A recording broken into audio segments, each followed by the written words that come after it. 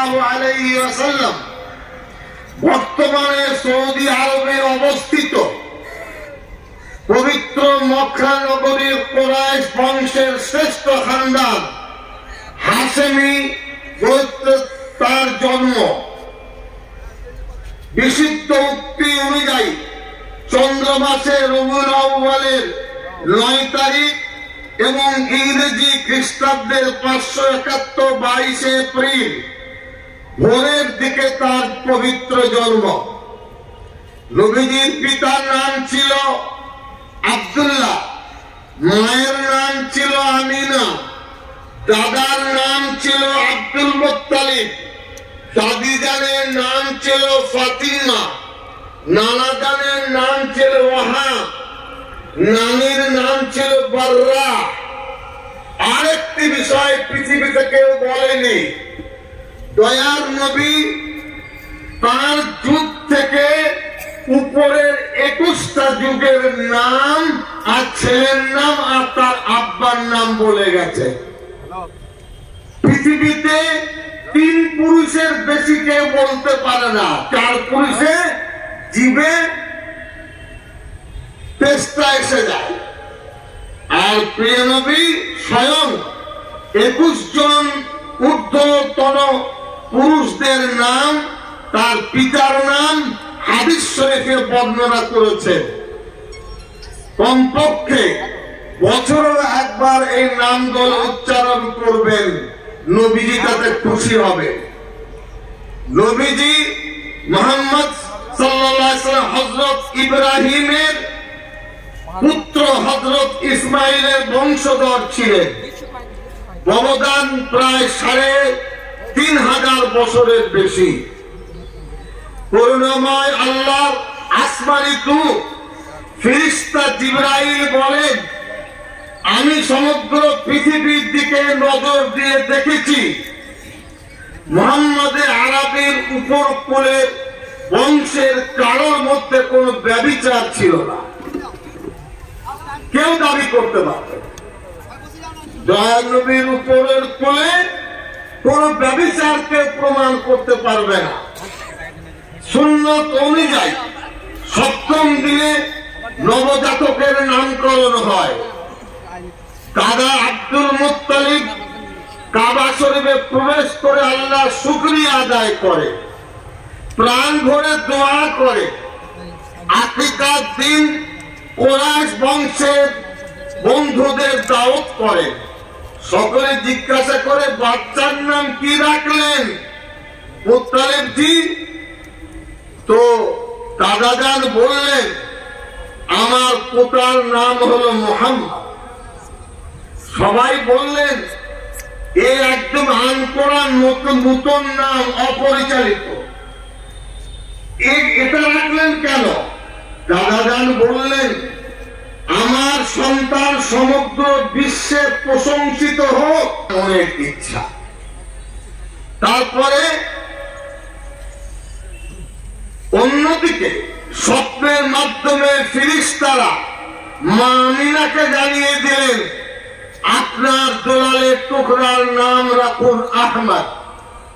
পবিত্র কোরআন মাজিদে আহমদ এবং মুহাম্মদ দুটো নাম আল্লাহ রাব্বুল আলামিন কোরআনের স্বীকৃতি দিয়েছেন। এরপরে শুরু 24 ঘন্টায় একটি মুহূর্ত এমন যায় না যে পয়গম্বর সাল্লাল্লাহু আলাইহি সাল্লামের প্রতি পৃথিবীর মুসলমান লাখো কোটি দরুদ পাঠায় না। একটা সেকেন্ড বাদ যায়, ভারত নয়, পৃথিবীর 200 কোটি মুসলমান একটা সেকেন্ডে নবীজির নামে দরুদ পড়ে না, এরকম সময় পৃথিবীতে নেই। এবং এই বৈশিষ্ট্য পৃথিবীর অন্য কোন ব্যক্তির জন্য নেই, ভবিষ্যতেও হবে না। আব্দুল মুত্তালিব তার পুত্র আব্দুল্লাহ বিবাহের জন্য বিবি আমিনাকে মনোনীত করে। সেই মতো বিবাহ সম্পাদিত হয়। এই আমাদের রেজুলেশনের কপি এখানে দাও না, সামনে যারা আছে এদিকে দাও না কেন? পিতা হযরত আব্দুল্লাহ নবীজি যখন মাতৃগর্ভে তিনি মারা যান, ইয়তীম হয়ে যান। শৈশবে নবীজি 3 জন নারীর দুধ পান করেছিলেন, এটা ঐতিহাসিকদের মত। মা আমিনা, আবুল আহাবের আজাদকৃত দাসী সুয়াইবা, আর মা হালিমা। মা হালিমার দুগ্ধ পানেই তিনি বড় হন। নবী করিম সাল্লাল্লাহু আলাইহি ওয়াসাল্লামের দায়িত্ব গ্রহণের সাথে সাথে মা হালিমার ঘরে বরকত নেমে আসে। যে উট হাঁটতে পারত না, দৌড়াতে শুরু করে। ছাগলের থনে দুধ আসে, খাদ্যের মধ্যে বরকত হয় এই নবীজিকে কোলে নেওয়ার কারণে। প্রিয় নবীর 4 বার বুকের অপারেশন হয়েছে, যাকে আরবিতে সত্তে সদর বলে। 4 টাইমস। এখন ওপেন হার্ট সার্জারিতে মানুষ করছে। সব থেকে আল্লাহর বড় ফেরেশতা জিবরাইল আমিন নবীজিকে যখন হযরত হালিমার ঘরে ছিলেন, সেই সময় প্রথমবার তার সত্তে সদর হয়। দ্বিতীয়বার হয় 10 বছর বয়সে। তৃতীয়বার হয় নবুয়ত প্রাপ্তির সময়। চতুর্থবার আসমান ভেদ করে 7ম আসমানের উপরে আরশ কুরসি দেখলেন, আল্লাহর কাছাকাছি হলেন। তখন অনেকে প্রশ্ন করেছিলেন সেই সময়, একই বাজে বাজে কথা বলছেন। নবীজি বললেন, আপনাদের মধ্যে অমুক অমুক পাহাড়ের উপরে দাঁড়িয়েছিলেন না, আপনারা পানি পান করছিলেন না, আপনারা ওই দলের মধ্যে একজন ছিলেন না। ওরা তো অবাক। আমি আমার সচক্ষে বোরাক দিয়ে যখন যাই তো তোমাদের দেখতে পেয়েছি। নবীজি সাল্লাল্লাহু আলাইহি ওয়াসাল্লাম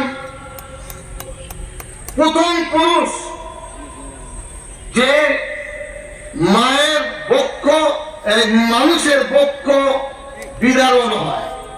আর কোন নবীদের বুক চেরা হয়নি। উর্দু বিদে দিলে উর্দু আছে তো, এই উর্দু আছে, উর্দুতে উর্দু দিও।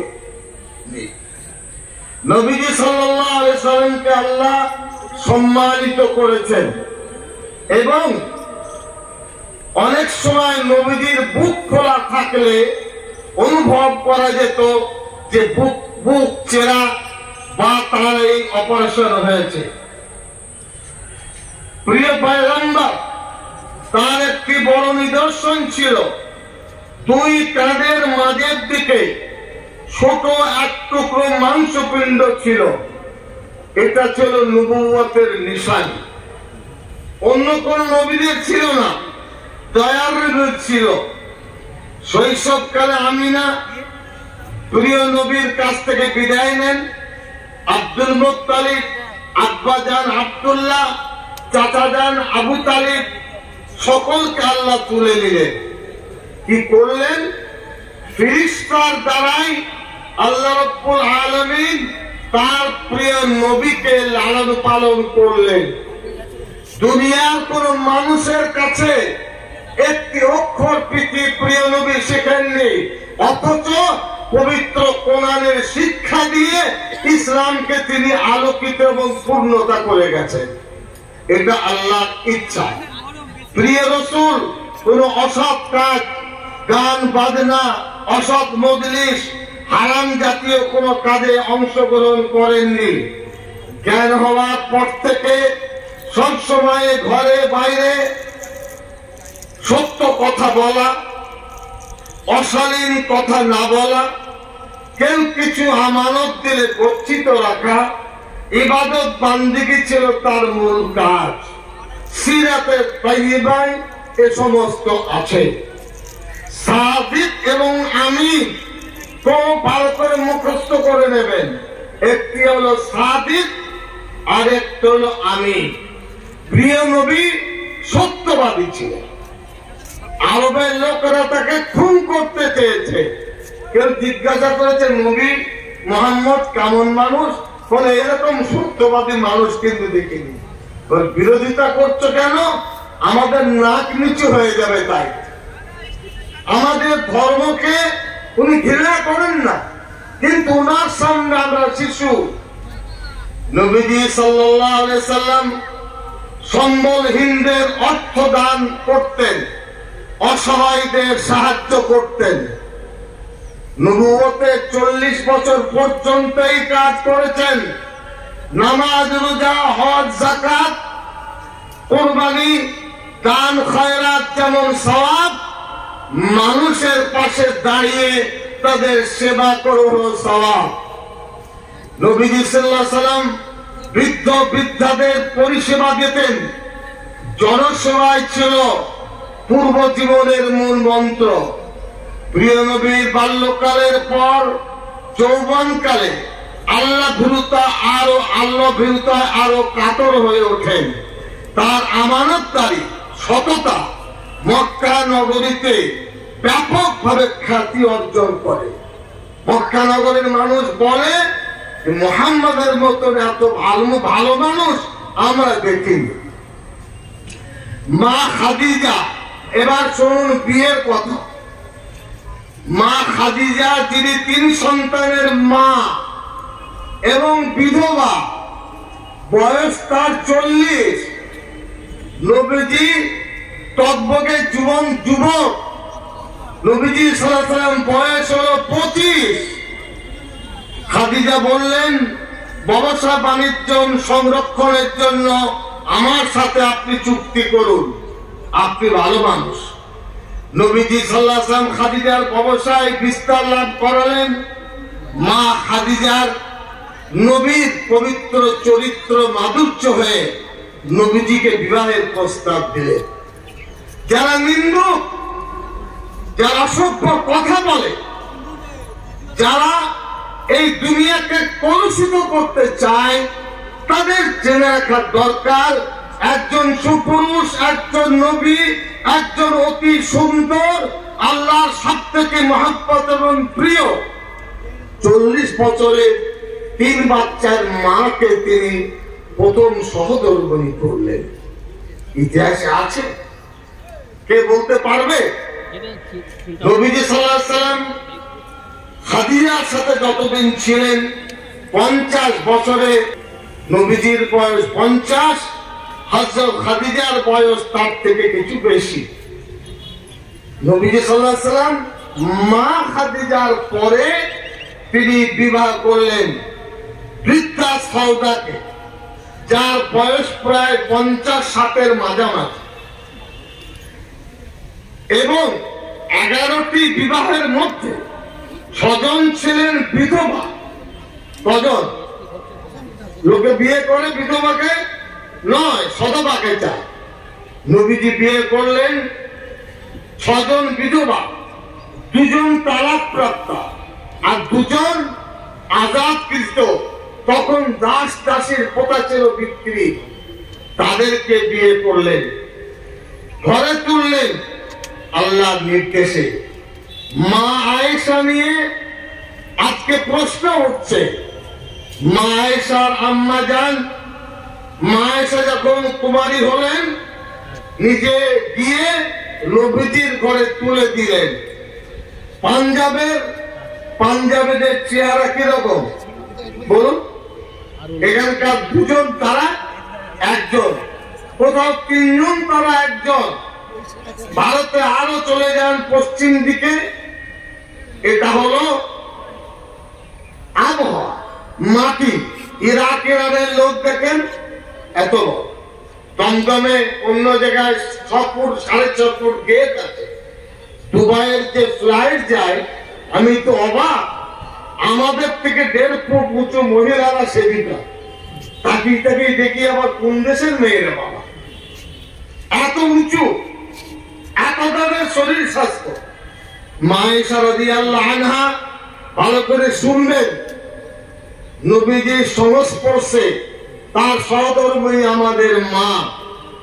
দ্বীন ইসলামের 3 ভাগে ভাগের দুভাগ ইলম মা আয়েশা দিয়েছে। নবীজির পরে ইসলাম ধর্মকে পূর্ণতা করে শিক্ষা দীক্ষার জন্য 1 লক্ষের বেশি হাদিস শরীফ তার ইয়াদ ছিল। কোরআন মজিদের হাফিজ ছিলেন। এত প্রখর বুদ্ধি মা আয়েশা, সবাই অবাক হয়ে যেত তার কাছে শিক্ষা নিত। নবীজি সাল্লাল্লাহু আলাইহি ওয়াসাল্লাম ভিন্ন ধর্মের ব্যক্তি, ভিন্ন ধর্মের উপাসনালয়ের মর্যাদা, মহিলাদের নির্যাতন, অশান্তি, ফল দেওয়া, গাছ কাটা, একে অপরের সাথে সম্পর্ক ছিন্ন করা, কটূক্তি করা, গালাগালি করা, পরের কাছ থেকে কিছু ছিনিয়ে নেওয়া, এইসব অসৎ আচরণ প্রিয় নবীর জীবন নিষ্কলঙ্ক নিষ্পাপ ছিল। প্রিয় নবীর ভালোবাসায় প্রতিটি মুসলমানের অবিচ্ছেদ্য অঙ্গ। নবীজিকে সন্তুষ্ট করতে পারলে দুনিয়া এবং আখিরাত ধন্য হবে। নবীজির সুপারিশে ইনশাআল্লাহ আমরা জান্নাতে যাব না? যাব ইনশাআল্লাহ। বিশুদ্ধ হাদিস শরীফে, মুসলিম শরীফে আছে, একদল অমুসলিম প্রিয় নবীর সঙ্গে এসে বললেন, আমরা মুসলমান নই, আপনার সঙ্গে চুক্তি করব। নবীজি তাকে রাখলেন কোথায়? মসজিদের মধ্যে। এটাও শুনেনি। দেশের স্বার্থে, সমাজের স্বার্থে, প্রয়োজনে অমুসলিম ভাইদের মসজিদে বসে ভালো আলোচনা করার সম্ভাবনা আছে এবং থাকবে। নবীজি সাল্লাল্লাহু আলাইহি ওয়াসাল্লাম মসজিদে তাদের আতিথ্য করলেন, রাত্রিবেলায় শোবার ব্যবস্থা করে দিলেন। নবীজি সাল্লাল্লাহু আলাইহি ওয়াসাল্লাম আরেকদিন ইহুদিদের একটি মরদেহ রাস্তা দিয়ে যাচ্ছিল। নবীজি সাল্লাল্লাহু আলাইহি ওয়াসাল্লাম দাঁড়িয়ে তাকে সম্মান দেখালেন, দুঃখে শরীক হয়ে সমবেদনা জ্ঞাপন করলেন। সাহাবী বললেন, ওগো নবী, এটা তো অমুসলিমদের লাশ। নবীজি উত্তর দিলেন, সে তো মানুষ ছিল এবং অপর ধর্মের প্রতি নবীজির এই সমবেদনা আজকের যুগে বাস্তবায়ন এবং সম্মান করার প্রয়োজন হয়ে দাঁড়িয়েছে। ভিন্ন ধর্মের প্রতি অসম্মান ইসলাম ধর্ম শেখায়নি। ইসলাম ধর্মে আমাদের লড়াই কোথায়? আমি শেষ করতে যাচ্ছি। লা ইলাহা ইল্লাল্লাহ মুহাম্মাদুর রাসূলুল্লাহ। আল্লাহর প্রশংসা, আল্লাহর দিকটা হলো লা ইলাহা ইল্লাল্লাহ। আল্লাহ ছাড়া কোনো উপাস্য নেই। একটা দিক আল্লাহ বলে দিলেন, আমাকে পাবে কি করে, আমার হুকুম জানবে কি করে? মুহাম্মাদুর রাসূলুল্লাহ, এটা দ্বিতীয় অধ্যায়। অর্থাৎ আমি আল্লাহকে তোমরা যদি পেতে চাও, নবী মুহাম্মাদুর রাসূলুল্লাহকে তোমরা ধরো, তাহলে আমাকে পাবে। আমাদের লড়াই তো এখানে। নবীজির গায়ে হাত দিয়েছে, নবীজিকে কলঙ্কিত করতে চাইছে, বিজেপি আগুন নিয়ে খেলছে। বিজেপি মর্দ নয়, না মর্দ তারা। আমি বলে দিচ্ছি, যারা ব্রিটিশের সঙ্গে লড়াই করতে পারে, অন্যায়ের বিরুদ্ধে প্রতিবাদ করতে পারে, আমাদের দয়ার নবী সাল্লাল্লাহু আলাইহি ওয়াসাল্লামকে তোমরা উল্টো পাল্টা কথা বলবে আর আমরা বসে দেখব, এটা হবে না। আমরা আজকে মিছিল ডাকিনি। মিছিল ডাকলে কলকাতায় স্তব্ধ হয়ে যেত। যত মানুষ এখানে, বাইরে এর থেকে বেশি, আমার ধারণা 2-2.5 লক্ষ মানুষ এসেছেন। এরকম শান্তিপূর্ণ সভা কলকাতা দেখেন, দেখবে কি তো? দেখার পরিস্থিতি কোথায়? প্রিয় নবীকে শান্ত দেখতে হলে তার হাদিস কোরআন পড়তে হবে। মূর্খের সঙ্গে বাস করে আর বিজেপির চকলেট খেয়ে নবীজির বিরুদ্ধে কিছু কথা বলা যাবে না, যাবে না। এই কারণে এই আঘাতে সমগ্র বিশ্ব অস্থির হয়ে উঠেছে। বাংলাদেশ বাদ দিয়ে চীন এবং আপনার ব্রিটেন, আমেরিকা, আরব সকলেই নিন্দা জানিয়েছে। লজ্জা, লজ্জা, লজ্জা। বিজেপির জন্য লজ্জা, ভারতের জন্য লজ্জা। এদের লজ্জা বলে কিছু নেই, গন্ডারের চামড়া। দুনিয়ার জন্য আমি বলিনি, আমার নবীজির জন্য বলছি। বিজেপির লোকেরা শুনছেন, এত সহজে ছাড় পাবেন না মজায়। ক্ষমা চান এবং আমরা চাইছি শাস্তি পেতে হবে। লুকিয়ে রেখেছে, লোকাবার কি ছিল? জেলে পাঠাতে, আদালত যা বলবে তাই হবে। বেকসুর খালাস পেলে পাবে, শাস্তি হলে হবে। কত বুকের পাটা ছিল, হ্যাঁ, ঘরে লুকিয়ে রেখেছেন। আমরা হাত তুলব না। ভালো করে শুনে নিন, প্রিয় নবীর উপরে আঘাত, কোরআনে কারিমের উপরে আঘাত, মায়েদের উপর আঘাত, আল্লাহর সঙ্গে যুদ্ধ শুরু করেছে তোমরা। আমরা লড়াই করব না, এ লড়াই উপর থেকে হবে, খান খান হয়ে যাবে। পৃথিবীতে কেউ আল্লাহ রাব্বুল আলামিন মাফ করে দেন তার ইচ্ছা। লড়াই তো আমাদের সাথে নয়, লড়াই তো আল্লাহর সাথে, যিনি পয়গম্বর করেছেন তার সাথে। তোমরা লড়াই করতে করতে উপরওয়ালার সঙ্গে লড়াই শুরু করে দিয়েছ। এর থেকে ধ্বংসের মুখ আর কি হতে পারে? আমি অনুরোধ জানাবো, বিজেপির যারা আছেন সাবধান হয়ে যান, সাবধান।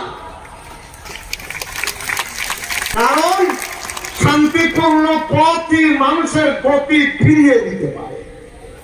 আমরা চাইলে জেলায় জেলায় করতে পারি। এবার আসুন, কি চাইছে আমরা?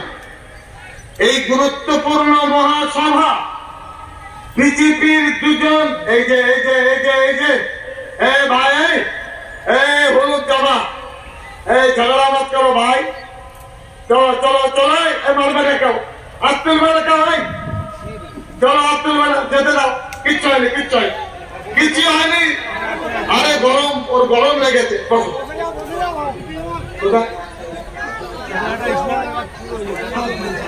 আমি কলকাতার পুলিশকে বলবো, জওয়াহরলাল রোড আপনারা কিছুক্ষণের জন্য বন্ধ করে দিন। আমরা বড্ড জোর 8 ঘন্টা 40 মিনিট চালাবো। মানুষ যেখানে সেখানে বসে পড়বে, এটা আমরা চাই না। সামনে জওয়াহরলাল ক্রসিং বন্ধ করলে ঘুরে দাঁড়িয়ে যেতে পারবে। কলকাতার যারা আয়োজনে আছেন, অনুরোধ করব, আপনারা এই রাস্তা বন্ধ করে দিলে মানুষ স্বস্তির নিঃশ্বাস পেলে কিছুক্ষণ বসতে পারবে। আপনারা বসুন, বসুন। আজকের প্রতিবাদ কি? বিজেপির দুজন প্রচারক কুরুচিকর যে মন্তব্য নবীজির বিষয়ে করেছে, নিঃসন্দেহে তা সংবিধানের আত্মাকে কুঠারাঘাত করেছে। ইসলাম ধর্মকে শুধু নয়, ভারতের সংবিধান আমরা বানিয়েছি, অনেকেই ছিলেন। ভারতের সংবিধানে নেই ঘৃণা বিদ্বেষ, ফান্ডামেন্টাল রাইটসে সেটা বলা আছে। এই কারণে ভারতবর্ষের ধর্মনিরপেক্ষ